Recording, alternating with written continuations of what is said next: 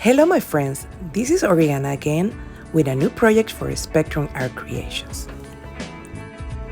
This time we're featuring 49 and Market cluster kits for the collection Rouge. You can find several of these packs in the store, not only with this collection but others that are very beautiful and very versatile.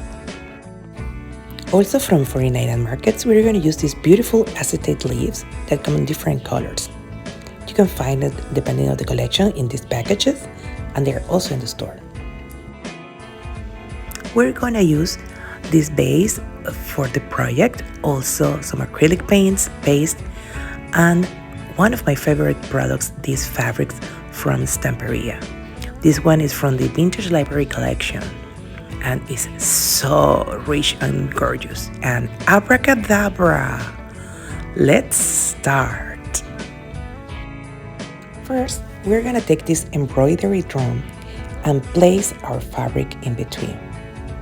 If you're not familiar, you just have to separate both circles, place the fabric straight, and then you just place the bigger circle on top of it and screw it tightly. Now the rest, you will take sharp scissors. I'm using a fabric scissor from Team Holtz, and then you cut it the excess to the edge.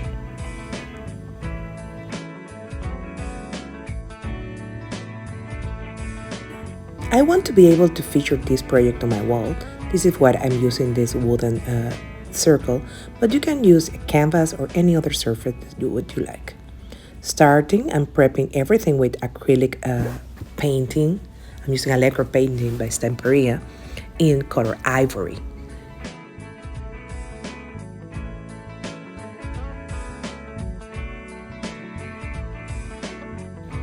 Then I'm adding a coat of mixed media glue to the fabric. This is very important to seal and protect the fabric. I am adding 2 thin layers of mixed media glue. You can also use Mod Podge or any other protection glue that you have, but I really like this one. And the important thing is you dry in between layers, but when you are drying, be careful to not overheat the fabric because it's very delicate and you can burn a hole in it. I want to add some texture in my background, and I'm placing the drum to be sure where in the composition I will put the Crackle Paste. I am not doing anything fancy, just adding a little bit of Crackle Paste and put it around on the areas that's going to be exposed with a palette knife.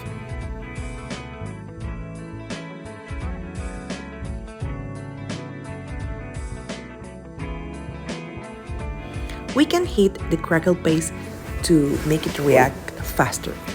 But to be honest, my favorite techniques is leaving the paste overnight or next to a window so it works by itself.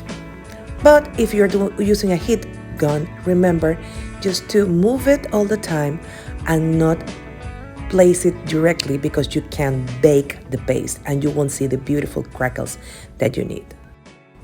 Here, let me apologize because I was so excited that I started painting without recording. But mainly what I did is apply a thin layer of painting and then after drying it a little bit, not too much, scrub it with a wipe to make it look old. And also I take a drop of paint, water it down and apply it on top of the background. And again, just remove the excess with a wet wipe. Here I'm doing the process again so you can see how it's done. I take the watered down paint, apply in all the background, taking special attention on the cracks, and then remove the excess with a wet wipe. And you can see how all the crackles start to show.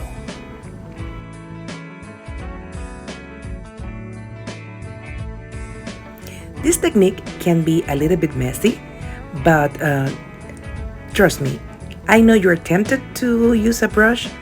and you're very welcome to do it, but your hands are your best ally in this. You just rub a little bit of the painting, I'm using avocado green for this one, and just rub it around and then blend it a little bit with a wet wipe. Yes, I'm using the same wet wipe that I used before. There's no reason to waste.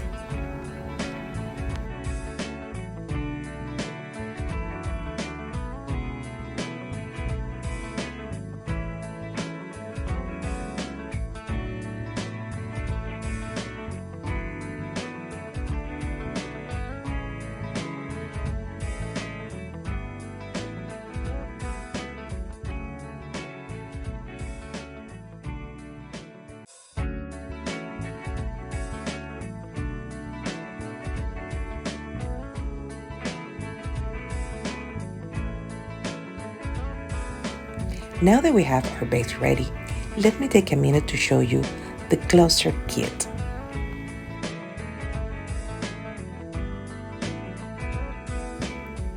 This kit comes in this very useful pouch that you can use again and again, and it's very sturdy, waterproof. And you will find everything you want, from the ephemera and the laser cuts. There's one page from adhesive chipboard and 2 pages of ephemera. And you know how wonderful are 49 and Market laser cuts. They are just perfect and so delicate. Oh, I love it. And for those who hate fussy cutting, these are your best friends.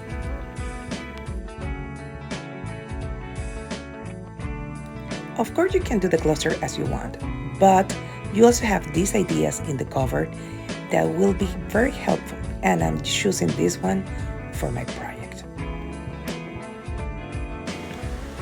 I want to use this to display pictures of my step-granddaughters. Right now, they are 8 and 9, but believe me, those kids are growing way too fast. So my idea is create a pocket behind the frame so I can slide in and out the pictures every time I want to change them.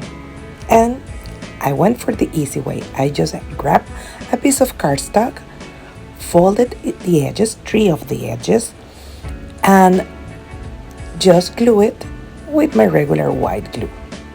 And you see my fancy pokey tool in action.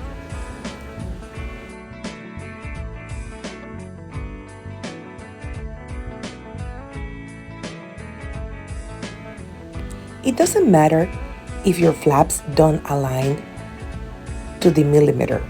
Remember that we're going to ink the edges, distresses a little bit, and also we're adding a lot of elements on top of it. And now I'm creating a little tab, not with any measure in particular, just doing it at my favorite measure, that is the I%.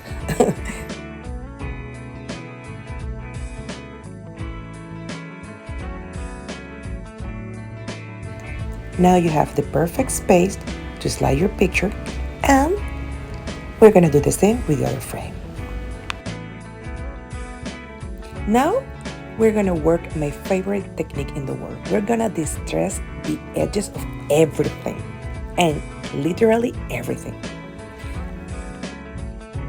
For those of you who are not familiar with distressing, basically what we do is taking an ink and then with a blending tool or a sponge, we start adding a little bit of that ink in the edges of the different elements we are working. One of the best parts of distressing everything is that that little bit of ink will conceal every minor mistake that you have made, and it will round out all the project.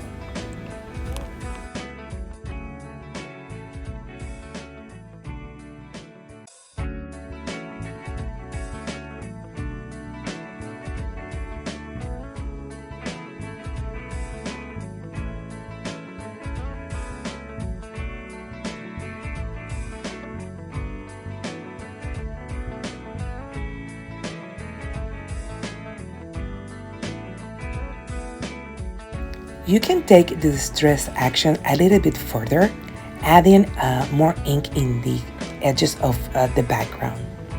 That will gonna make it a little bit more vintagey looking, and it's gonna be great. Now let's go back to the fun part, the composition.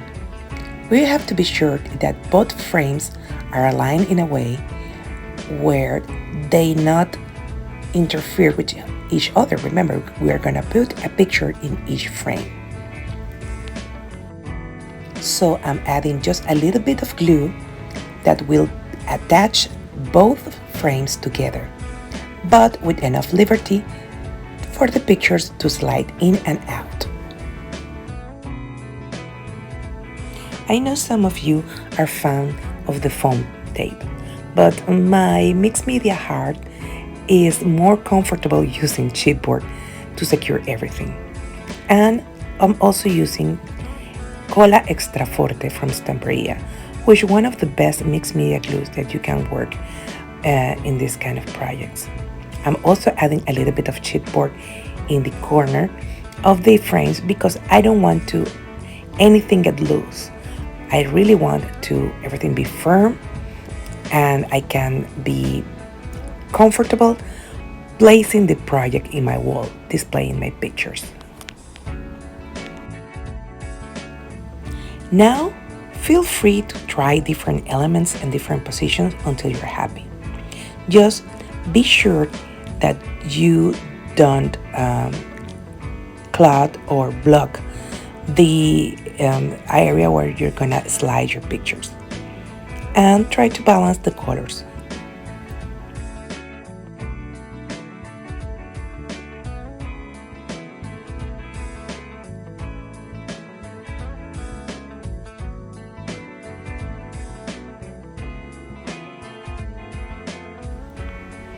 As you can see, I change my mind very often on where to put my elements. But let me assure you that auditioning your elements is the best way to create a great composition. Don't be afraid to try things here and there, and just put the glue the moment that you are sure that that is the place for that element in particular.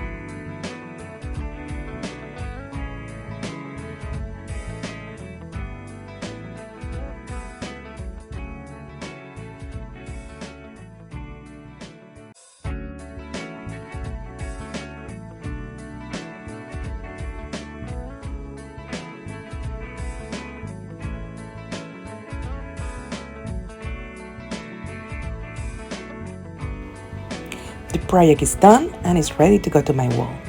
Now I just need to pick a couple of pictures from the girls. I hope you like it. See you next time. Bye.